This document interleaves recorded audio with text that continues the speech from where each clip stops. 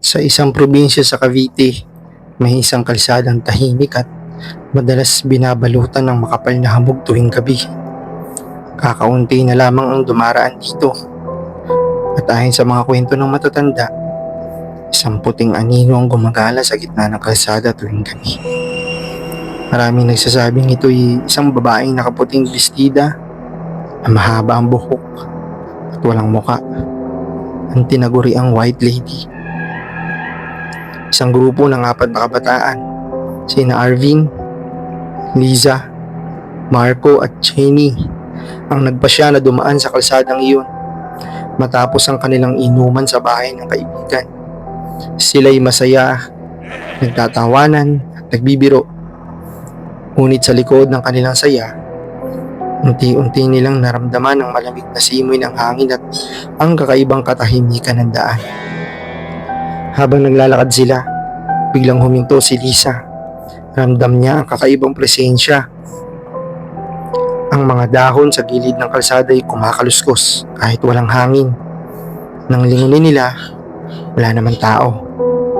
Narinig nila ang mabigat na yabag, dahan-dahang papalapit mula sa dilim, ngunit wala silang nakikitang kahit na sino. Hanggang sa bigla silang may nasilayan sa di kalayuan. Isang babaeng nakaputing bestida.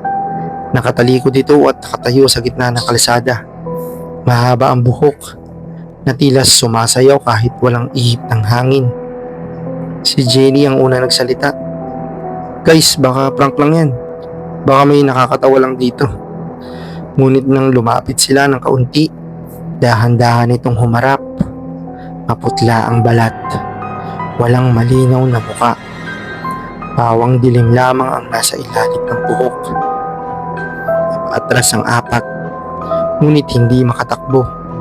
Tila nanigas ang kanilang mga paa. Ang White Lady ay dahan-dahang lumapit. Bawat hakbang niya ay nagdudulot ng malakas na kalabog sa lupa. Tila kumakabog sa dibdib ng mga kabataan. At sa isang iglap, isang napakalakas na sigaw ang lumabas mula sa kanyang bibig. Isang nakabibinging tinig na parang pagsabog ng 10 tinig sa iisa. Nabitawan ni Marco ang hawak na bote at nabasag iyon sa simento. Ang kanyang katawan ay nanginig. Ngunit hindi lang pala siya mag-isa. Sa bawat gilid ng kalsada, unti-unting lumilitaw ang mga aninong nakaputi.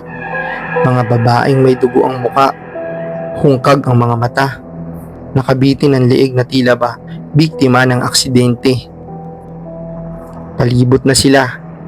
Hindi makasigaw ang mga kabataan, hindi makatakbo, at ang kanilang mga katawan ay tila pinipigil ng malamig na hangin. Isang malamig na bulong ang narinig ni Arvin direkta sa kanyang mga tenga. "Bakit niyo ako iniwan noon? Hindi ba tumana kayo rito? Wala ni isa sa inyo ang tumulong." Napagtanto nila, ilang taon na ang nakalipas, may babaeng na aksidente sa kalsadang ito. At sa gabing iyon, sila mismong 4 ang dumaan. Nakita ang dugo ang babae, ngunit piniling wag tumulong dala ng takot at pagmamadali. Ang babaeng iyon, siya ang White Lady. Biglang lumapit ang White Lady kay Jenny. Hinawakan siya sa balikat at napasigaw ito ng malakas bago tuluyang nawalan ng malay. Nang muli nilang idilat ang kanilang mga mata, wala na ang White Lady.